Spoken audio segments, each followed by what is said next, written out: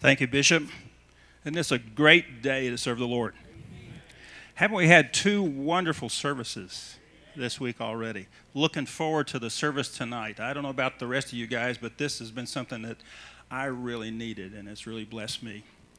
We're going to move quickly today. Hope we don't have you guys feeling like you're drinking from a fire hydrant. If you do wind up feeling that way, please be assured that Bill and I will be available to answer your questions and help you out as best we can after we finish the presentation today. About the best we can hope to do, I think, in these 2 hours to cover as much material as we want to try to cover is to just raise your awareness of a lot of these issues, and then we can get into it more deeply a little later on.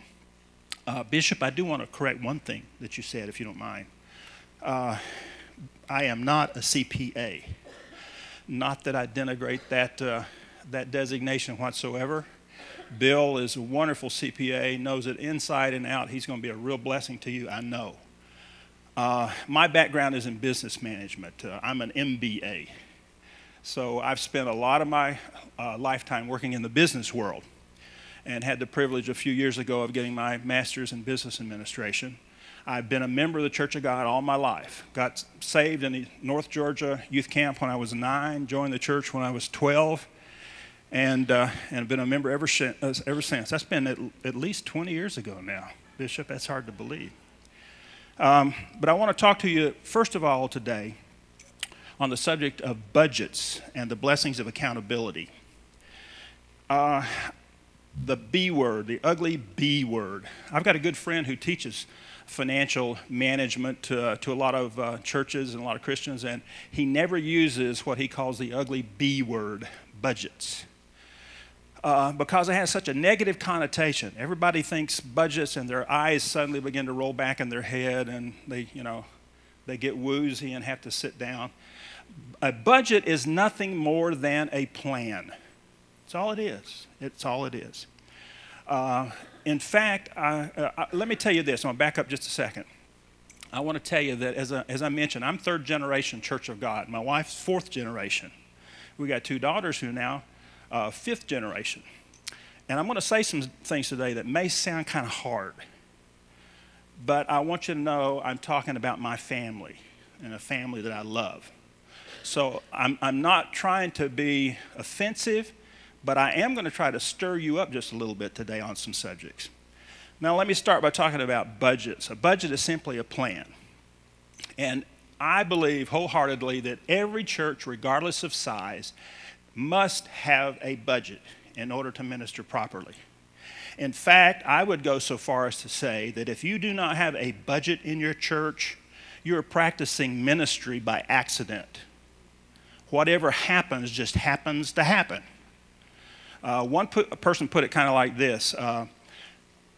Going without a budget is like, well, let me rephrase that. Having a budget is telling your money where to go before it disappears and you wonder what happened to it.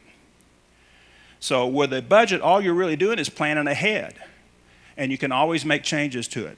But a budget is important. Let's look first of all at a couple of things right out of Scripture that the Lord tells us about some of these issues of money and wealth and what we're supposed to do as good stewards. Over in Luke, we find these words. So if you have not been trustworthy in handling worldly wealth, who will trust you with true riches? Proverbs 22:7. The rich rule over the poor, and the borrower is servant to the lender. How true that is. Which would you rather be? Would you rather be the borrower or the lender? I would much rather be the lender. Over in Proverbs again, 21st chapter, the Lord tells us this: in the house of the wise are stores of choice food and oil, but a foolish man devours all he has. We could even put the word church in there in the place of man, could we not? Foolish church devours all that it has. Now, I don't think that any church ought to be sitting on a mountain of money when they ought to be out there using some of it to win this lost world and glorify our wonderful Lord.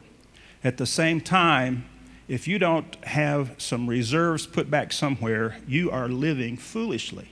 Now, I didn't say that. Scripture says that. Okay? So when you're doing your budget, that's one of the things you need to look at. The importance of budgets. Why are they important that we have a budget for our personal lives as well as in the church? Several reasons. One, it's an excellent planning tool. What I find happens even in churches that do have budgets, frequently what they'll do is they'll do ministry planning on one side, and then they'll do financial planning on the other, and the two never meet. But you need to marry the two up, because to do ministry, it takes finances. You can't do it. I like to quote Zig Ziglar. Many of you are familiar with Zig, I'm sure. Zig says that money isn't everything, but it's reasonably close to oxygen. I think he's got a point there. The fact is, you can't do anything hardly without money. You got to have resources in order to do that. So having a budget helps you to plan the ministry you want to accomplish and to figure out what resources it's going to take to accomplish that in ministry. Secondly, it helps you to tie the two together, as I was just mentioning. And thirdly, it helps your ministry to avoid overextension. Now, what do I mean by that, overextension? That's just a euphemistic way of saying getting the church into a lot of debt and trouble. With a budget, you are much less likely to do that. I spoke to a pastor here a few moments ago who was telling me that when he went to the church he's pastoring now, the church was in such bad shape financially, he had to come ask for some help from the state office for a couple of $1,000s or so, I believe it was. And he says, we are now to the point, he says, I learned years ago that I needed to have a budget. He said, we now have it where we've got, I think it was over $7,000 in the bank. We don't have to go borrow money from anyone right now. What a great difference that makes. Imagine how much more soundly that pastor sleeps at night than those of us who struggle wondering how we're going to pay the light bill next week, or how we're going to even make our salary payments, or pay the mortgage payment. A lot of you may know how that feels. You've got a lot of members who probably know how that feels as well. What do you do in order to establish a budget? First thing you want to do is you want to start with your mission and vision. If you do not know what God has called you to do, where He has planted you, then how can you plan to go down the road? Okay? If you don't have a plan, any road will get you there. So you better have a plan. Okay? Tie your mission then to your budgets. And then you want to put together a team. It can be some businessmen in your church, your treasurer for sure, some people who have some input into the various areas of ministry. And then you need to start with what you anticipate your future receipts are going to be. How much money you think you're going to bring in the next 12 months in tithes and offerings and so forth. Then that becomes the base from which you work. You can look at history to get some idea of what you think you'll do in the next year, factoring in, some growth and so forth, what you plan you're going to do in the coming year, and then you base your spending on what you think that income will be.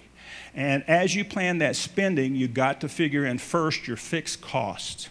That is, those costs that you have to expend just to keep the doors open, which is the light bill, the insurance bill, the mortgage payment if you have one, those kinds of things.